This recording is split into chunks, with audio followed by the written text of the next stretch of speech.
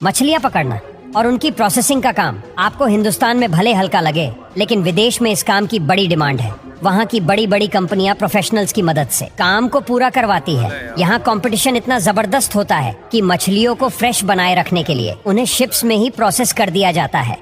किस तरह पानी के जहाज में मछलियों को पकड़ने से लेकर उनकी साफ सफाई और उनकी साफ सफाई करना और आपकी रसोई में पहुँचने तक वो खराब ना हो और उनका जायका बना रहे, इसके लिए बड़े बड़े पानी के जहाजों में एक लंबी चौड़ी टीम बेहद बारीकी से इस पूरे काम को अंजाम देती है। यहाँ छोटी बड़ी हर तरह की मछलियों को पकड़ने के लिए जाल और हुक्स का सहारा लिया जाता है। जहाँ एक तरफ समुद्र की छोटी मछलियाँ खुद ब खुद बड़े जाल में आ जाती है, तो वही बड़ी मछलियों को पकड़ने के लिए छोटी छोटी मछलियों का सहारा लिया जाता है और उन्हें बलि का बकरा बनाया जाता है।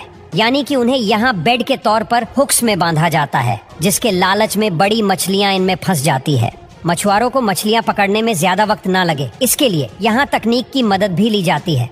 सैटेलाइट इमेज फिर दूसरे उपकरणों की मदद से समुद्र के ऐसे इलाकों का सिलेक्ट बड़ी संख्या मौजूद होती है। ऐसे में मछलियों को पकड़ने के लिए ज्यादा इंतजार नहीं करना पड़ता और कुछ ही घंटों बाद जाल छोटी मछलियों से और सभी हुक्स बड़ी मछलियों से भर जाते हैं, जिसका पता लगते ही मशीन की मदद से हुक लगी चैन्स को वापस जहाज में खींच लिया जाता है। अब यहाँ मछलियों का शिप में आना भी अपने आप में एक अद्भुत दृश्य होता है। ऐसा लगता है मानो मछलियों का सैलाब आ गया हो। यहाँ मछलियों को शिप में लोड करते वक्त कुछ वर्कर्स मैन्युअली ही मीडियम और बड़ी साइज की मछलियों को उनकी वैरायटी के हिसाब से अलग कर लेते हैं। गौर करने वाली बात ये है कि जहाँ जो बड़ी मछलियाँ पकड़ी जाती है उनका ना ज्यादा होता है। यही वजह है कि इनके दाम भी काफी ज्यादा हाई होते हैं। अब मछलियों को अलग अलग प्लेस पर लेने के बाद बारी आती है उनकी सफाई की।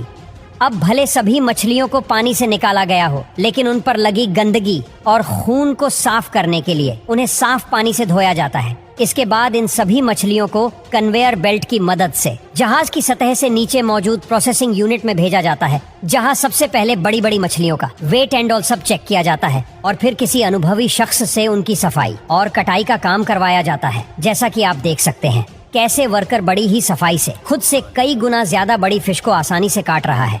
जो सामान्य मछलियां रहती है उन्हें या तो मैन्युअली या फिर मशीन्स की मदद से अंदर से साफ कर लिया जाता है। अब मशीन से अपना काम ठीक तरीके से किया है या नहीं, ये चेक करने के लिए वर्कर्स खुद भी मछलियों को अंदर से चेक कर लेते हैं।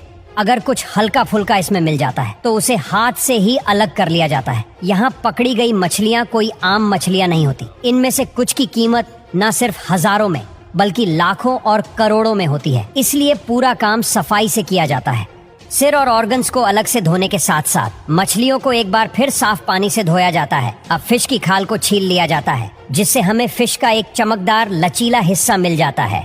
साबुत फिश की सफाई, कटाई और फिर सफाई के बाद अंत में बारी आती है उन्हें पैक करके देश और दुनिया में भेजने की, जिसके लिए सबसे पहले साफ मछलियों को फ्रीजिंग ट्रेस में डाला जाता है और अगले कुछ वक्त ठंडा होने के लिए छोड़ दिया जाता है। यहाँ मछलियों पर लगा पानी कुछ ही वक्त में बर्फ बन जाता है और ट्रेस में रखी मछलियाँ एक दूसरे से चिपक कर जम जाती है। बाद में उन्हें पैक करके देश और दुनिया में डिमांड के हिसाब से भेज देते हैं।